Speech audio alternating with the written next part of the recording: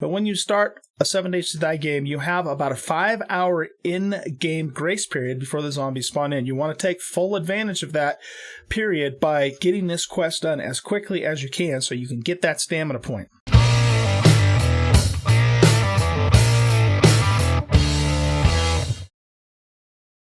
Hello everybody and welcome to my first, and possibly only, we'll see, 7 Days to Die Insane Always Run tutorial. I've had an idea for a while to do a tutorial video on how to get started in 7 Days to Die on these settings. I'm doing this primarily for the people who play the Dead is Dead series with me, but of course this can hopefully be useful to anybody who is interested in seeing how you can take on this game basically with its hardest settings. I'm completely doing this off the cuff. I haven't rehearsed it ahead of time. It might be a little bit rough, but I figured, what the hell, let's just do it. And so what I'm going to do is I'm going to hop into the game here, and I'm going to show you guys what I do, the techniques that I use to get going in the game when it's on these settings. Now, Insane Difficulty does... basically what it does is it makes the zombies way tougher and you way weaker. Or rather, I should say, they do more damage and you do less damage. The wiki says that they do basically, 200, I think it's like 200% damage and you only do 25% damage or something like that. I'd have to look it up. I don't remember. I'm not exactly sure if that's accurate for Alpha 16, but nevertheless, they are definitely a lot harder to kill. I don't necessarily like that. I don't like difficulty that is simply based upon you doing less damage and enemies, doing more damage and being tougher than you. But unfortunately, that's just, the way that Insane Difficulty works in 7 Days to Die. And here's the thing about this, guys. The reason why I like to play the game on these settings, when I do this on my normal YouTube Let's Play series and, Dead is Dead and whatnot, the reason I like it is because it keeps the game interesting when you get into end game. Okay, that's really the reason behind it. Because here's the thing. Whenever I play 7 Days to Die on normal settings, right? I get into the game, I have fun with it, in the early game, fun with it in the mid game, but once you start getting into the end game, you're pretty much walking around like God and nothing can hurt you, it just doesn't matter, and the game starts to get a little bit boring at that point.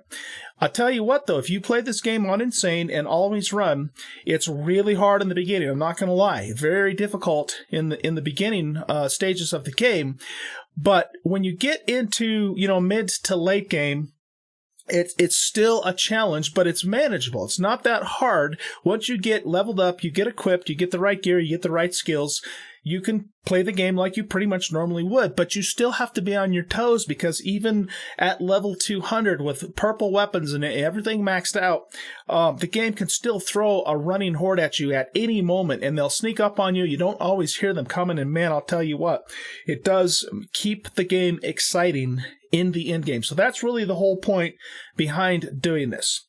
So you can see that my game settings are, I'm just going to play this as a single player game. The game world is random gen, and the game seed is SPDDO, Dead is Dead 0. That's just the seed that I use when we do the Dead is Dead series. You can see that it's set to Insane. The daylight length is set to 18. Now, when we play Dead is Dead, we make the day cycles much quicker, 30 minutes. But if you're going to do a normal playthrough, I like to have 18 hours of daylight. You can see that the zombies are set to always run, so it doesn't matter if it's day or night. And they're going to run no matter what, okay? The 24-hour cycle, when I play single player, I like 90 minutes. That's a little longer than the default 60 minutes, but it's not so long that, the nights are just excruciatingly long. So 90 minutes is what I typically will do. One thing to keep in mind, guys, when you play with the zombies always run, nighttime is not as dire as it normally would be because they run all the time. Okay, now, of course, you're going to have more difficulty seeing at night, but that goes both ways. The zombies can't see you very well at nighttime either, so, that can work in your favor. In other words, if you're going to play on Always Run, don't be afraid of being out after dark because it doesn't matter. They run all the time anyway. Supposedly, the Zs are a little tougher and the more aggressive at night. Honestly, I haven't noticed that. I've been playing this game for a long time, and, you know, it just doesn't seem to make that much of a difference to me. All right, everything else is set to normal. We'll just set the loot abundance on 100%. Some of these settings that I have here were based upon, you know, again, playing the Dead is Dead series. So, you know, the Blood Moon count is set to 64. Blood Moons are, you know, they're going to be worse on insane difficulty by virtue of the fact that the zombies are just a lot tougher, okay? And basically I have everything else. I usually keep the airdrops set to on when I play, you know, a single player game. Those are turned off in our Dead is Dead series. But this kind of stuff doesn't really matter that much, guys, because this is just a tutorial video anyways. I'm not planning on it being a series. Because, you know, once I kind of show you the basics, then you just take it from there and play the game like you normally would. So I'm just planning on one video. It might be a two-part or maybe even a three-part video, depending upon how long it goes, but we'll see how that is. So the main thing is, it's set to insane. It's always run. Those are the two things that, you know, that I want to show you. Now, when I play this on my single-player series on YouTube, I drop everything, okay? Just, again, because I want dying to hurt. I want it to be significant, and therefore, you know, you do everything you can to stop, you know, to keep from dying, okay? But again, that's really a matter of personal preference. All right, let's start this thing up. This is just a single-player game. I'm not playing on a server or anything, and I'm going to go through and show you the techniques that I use to get started in an insane, always-run 7 Days to Die game. So we'll wait for the world to initialize and build, and then we'll go in and I'll show you how to do this. All right, here we are, and we have started in the snow biome. Okay, very first thing, do the starting quest and do it as quickly as you can, because what that's going to do is it's going to give you that first skill point, and you're going to want to put that into Sexual Tyrannosaurus, which of course gives you faster stamina generation. Now, if you didn't already know this, when you start a 7 Days to Die game, and this can be affected by server settings, okay? But when you start a 7 Days to Die game, you have about a 5-hour in-game grace period before the zombies spawn in. You want to take full advantage of that period by getting this quest done as quickly as you can so you can get that stamina point. Okay, if you are playing with land claim blocks, and if it's a single-player game in particular, just go ahead and scrap that, because what you can do then is you can use that iron to make yourself an iron reinforced club, which is just a little bit better than the basic wooden club. While that's happening, we're going to continue. Okay, the bedroll is crafted. We're going to take this and we're going to lay it down on the ground to finish that part of the quest. You're going to pick it right back up. And if you're playing normal, not Dead is Dead, in other words, keep that on your bedroll, because I'll explain why that's important later. If you are playing Dead is Dead, there's no reason to keep that bedroll. I would just scrap it for now. If you get to a point later on where you're going to have a base to set a bedroll down, then you can easily make another one at that point. So there's no point in taking up a slot. If you're playing by yourself, though, or not playing Dead is Dead, you're planning on doing an actual playthrough, keep that on your toolbar, keep it handy. Now it wants us to gather some wood. Depending upon which biome you're in, I started in the snow biome, which is not good at all. We need to get out of this biome as soon as possible, so we're going to start moving in that direction. But depending upon which biome you're in, sometimes you can find branches that will allow you to get wood. Sometimes you can find, like this one right here. If I hit this little shrub, this will give me some wood. If nothing else, you can punch a tree, but punching a tree can take a little bit longer to get wood, but it does work too, the old Minecraft holdover. Okay, so it wants me to create a stone axe. We have 4 stones in our inventory. We're going to create the axe right now. Get that done. And then the next thing it's going to want us to do is it's going to want us to make the fiber. That's why I kept grabbing fiber as we went through that. So we're going to go in here, and we're just going to quickly make all of the plant fiber clothing that this quest wants us to do. Once that's done, just keep on moving. Pick up stones, pick up plant fibers, and get a little more wood because you're going to need it.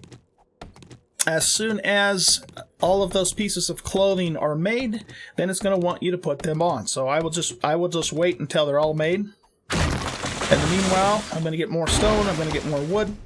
You also want to keep your eyes peeled for a bird's nest, because we're going to need the feathers from that here in the next part of the quest.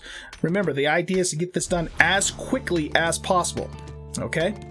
So now it wants us to wear that stuff. We'll just go ahead and finish breaking the first stage of this boulder, and then we'll put those clothes on.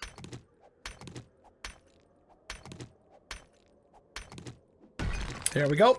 Okay. So we're going to select each piece of clothing. We're going to press W to wear it.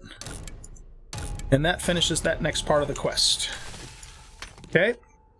Now we're looking around for a bird's nest. We've already gathered the wood, so we can do the club next. What I will do is I'll make the basic club, which is what the quest wants, but then I'm going to also make the iron reinforced club because I have that iron from scrapping my land claim block. If you don't have a land claim block, then of course you'll just have to use the normal club. There's not a huge difference between the two, so you just have to work with what you have to work with. Now comes the tricky part. You might luck out, and you might be in a place where you can see birds' nests and grab them, or you might not. The thing you have to be careful of, though, is about that grace period that I talked about. You don't want to wander too far from your spawn point, or the grace period cancels out and then the zombies start spawning in. Particularly here in the snow biome, you get the lumberjack zombies. Lumberjack zombies, as you probably know if you've been playing this game, are pretty damn tough. Well, they're also very fast. So when you're playing on Insane and they are running at you, boy, oh boy, it's pretty much a death sentence in the very, very early game. That's why we want to get the hell out of this snow biome as soon as possible, but we've got to find ourselves a bird's nest to continue the quest. So it's a little bit of a catch-22 situation. What I am going to do, though, is I'm going to be moving towards that spot so I can get out of this snow biome. And if I happen to go, beyond the border of the spawn zone, which I don't know what that is by default. Okay, good. There's a bird's nest. Then we're going to have to just deal with it. Hopefully this will have feathers in it. It does very good. Sometimes you find a nest and it only has eggs in it, which kind of sucks for the quest part. Now, let's make our bow. We'll craft the bow, and it's also going to want a couple of arrows. So we'll craft 2 arrows. We'll put the bow and the club on our toolbar. I like to put my weapons on the left and my tools on the right, or in the middle, and my medical and food and stuff all the way on the right. Of course, you can put that any way you want to. Don't forget to select your bow, press and hold the R key, and load it up. If you forget to do that when you need it and it's not there, it's not going to be good. Okay, so we need to gather some more wood now in order to make the frames for the quest. So we need 18 pieces of wood. We're going to finish this part of the quest to get our stamina point, and then the name of the game is going to be Chop Wood Like Crazy, and I'll tell you why when we get to that point. We might actually keep that snowball in there. Okay, so now we want to make wood frames. Just wants us to make 3. It's basically teaching you how to build a basic base. We'll put this down. I'm going to assume that most people watching this video are already experienced 7 Days to Die players on normal settings or some variation of those. I do not recommend playing this game for the very first time on these settings. This is for people who are already experienced with the game, because, of course, it's a very, very hard settings here. We've already got that. Okay, so now it wants us to build a campfire. This will be the last stage of this quest, and then we'll be able to get that stamina point, which we're desperately going to need. Stamina is king, people, when you play on Always Run. You really, very important to manage your stamina if you're going to survive. Okay, now it's basically telling me we can get our skill point. We're going to go right to health and fitness. We're going to select sexual Tyrannosaurus. And what that does, of course, is that gives us a little faster stamina regen. Excellent. Okay, we're doing really well. If you can get through that quest, that whole quest line before the zombies spawn in, you're doing well. You're doing well. Okay, now, what I'm going to do is, how much wood do I have? I only have 3 wood. We're going to be gunning for wood now, but we also have to get out of this biome. We absolutely have to get out of here. So we're going to stay crouched, and we're going to continue cutting wood, because what we want to do now is we want to put the small wood spikes on our toolbar. Okay, we're going to use a couple of techniques to help us survive on these settings, and probably the most important, the most useful technique is to use wood spikes, because there's going to be times where you're just plain going to have to use those spikes to prevent zombies from killing you, particularly if you have multiple zombies chasing you. Okay, so we have 51, and we need 20 per here in Alpha 16, and we're going to just start crafting spikes. Now, I like to keep 20 spikes on my toolbar at all times. Let's put the axe over there. We'll put the spikes in slot number 4. Do not forget that those are in 4, because when you need them, you're going to have to grab them really quickly, and you just should train your finger to hit 4, or whatever tool belt slot you decide to put yours in. I put mine in 4 typically. Okay, my axe is broken. Here's what I'm going to do. I'm going to go in here.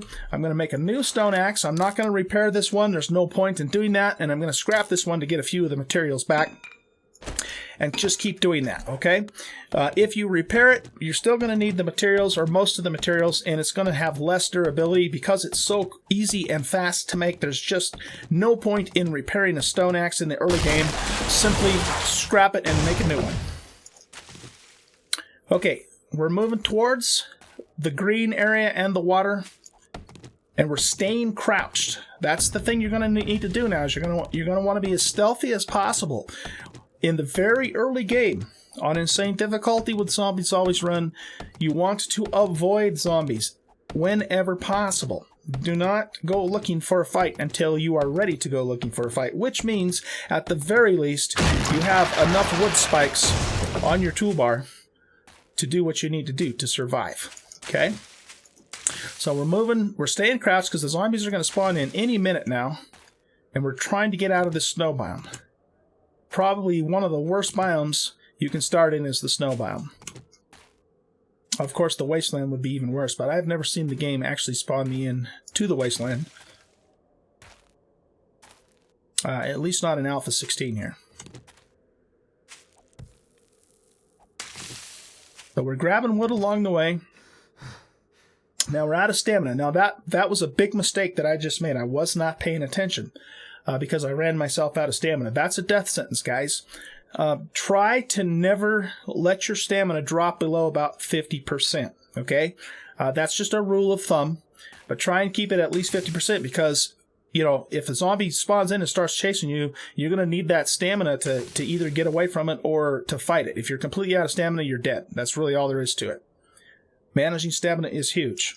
So if you're creeping along and you hold down the shift key, you know, you move a little faster, but you're using your stamina. So when that gets down to about 50%, then go ahead and just release the key. You can still walk and regain your stamina. What I'm going to do is I'm going to work my way along the lake here. If a zombie spawns in and it aggroes me, I can jump into the water and get away from it. I want to avoid the water for now if I can, though, because I am in the snow biome, and hypothermia is definitely something we don't want to get. Okay, this is a nice find. We got 2 empty jars and a cooking grill. We'll use both of those things to help us survive early on. Good finds. Okay, here's another bird's nest. We got a few more feathers. Now, what I'm going to do at this point is I'm going to go ahead and make some more arrows. Okay, I'm just going to make as many arrows as I can because I'm going to need those as well. Let's go ahead and chop another tree. We'll get a little more wood so we can keep those spikes going. In fact, let's even do that right now. Keep moving on those spikes. Remember, the goal is to have 20 on our toolbar. That should give you enough spikes to deal with a group of zombies if they aggro you. And that's going to happen here sooner or later, and I'll show you how to do it when the time comes. And it may come sooner rather than later, so we need to be prepared. If you do get aggroed by a really nasty zombie, like a lumberjack or a biker, 2 extremely dangerous zombies in the early game on Always Run, my suggestion would be to spike them. Don't even try to fight them in melee because they are nasty, very hard to kill, and do a whole lot of damage to you. And they're faster than you. That's the other thing. You can't outrun those two zombies. One of the things that you'll discover when you play on these settings is which zombies are the fast ones, because you may not really realize that when you're playing, normally, and you're always hunkered down in your base at night. You may not know who the fast zombies are. Well, you'll discover that, and some of them are faster than you. They can literally outrun you. So, you're going to need your spikes to survive that. Let's continue cranking out more spikes and hitting wood. I think my bigger priority right now, guys, is to get out of the snow biome than, to try and get all of the spikes made up at this point. Normally I would prioritize the spikes, but I think it's more important that I get out of the snow biome. So we're going to work our way around the lake here and get out of this place. Now, we haven't seen any zombies spawn in yet. Oh, I know why. It's because I'm so used to our Dead is Dead settings. We have 30-minute day cycles, so the time goes by really fast. Here we have a 90-minute day cycle, so we haven't quite surpassed the 5-hour mark yet, but they should be showing up here any time. And when they do, we do not want to be detected if we can avoid it at all possible. Let's go over to this trash and just see if there's anything in there. Trash is always a crapshoot. Sometimes you can actually find decent stuff in it. Most of the time, you don't. Again, I'm trying to avoid getting wet if possible, because we are in the snow biome, and that will affect our temperature. Hypothermia and overheating, heat stroke are death sentences. If you get that, you're dead. The zombie, you'll slow down. You won't have any stamina to do anything. Zombies will catch you and they will eat your brains. So temperature. Okay, plastic is not important right now. That is a mid to late game material. We just don't need it right now. So we're not going to clutter up our inventory. Naturally, I am doing this, of course, on vanilla settings.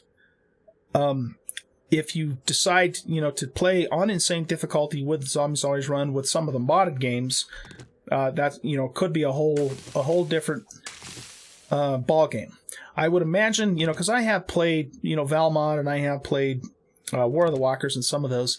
You probably could still use these same techniques. Okay, I hear a zombie. I believe a zombie just spawned in. You probably could still use these same techniques in those games, and you'll have varying degrees of success. One game that would be just a nightmare, I think, playing on these settings would be Ravenhurst. Because Ravenhurst is already, just on the quote-unquote normal settings, pretty nasty.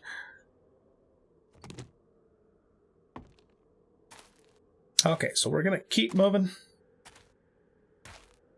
The goal is to get out of the snow biome and then concentrate on getting the rest of our spikes built. Words. Okay, there's a lumberjack in front of us. So we're going to try and sneak by him if we can. If we can't, then we're probably going to jump into the lake to get rid of him. I do have 10 spikes, so I could use those to take him out if I have to, but I'd rather try and avoid him if I can and just get away from him so I can get all of my spikes built up.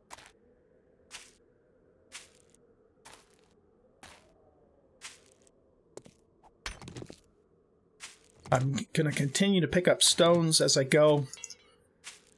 Okay, my axe is broken.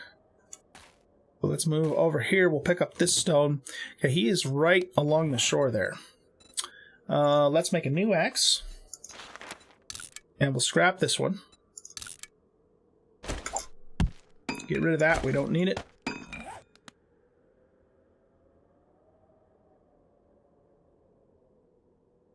Okay, where did he go? He's right there. Okay, let's just stay low and watch where he goes. Oh, he's already detected us. Okay, we're getting in the water. This water is really shallow, too.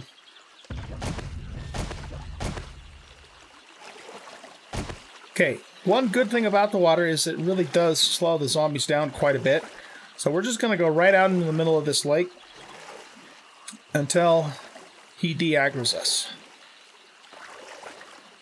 And even if he doesn't, by the time he gets out in the middle of the lake where we are, he's, we're going to be able to get way far ahead of him.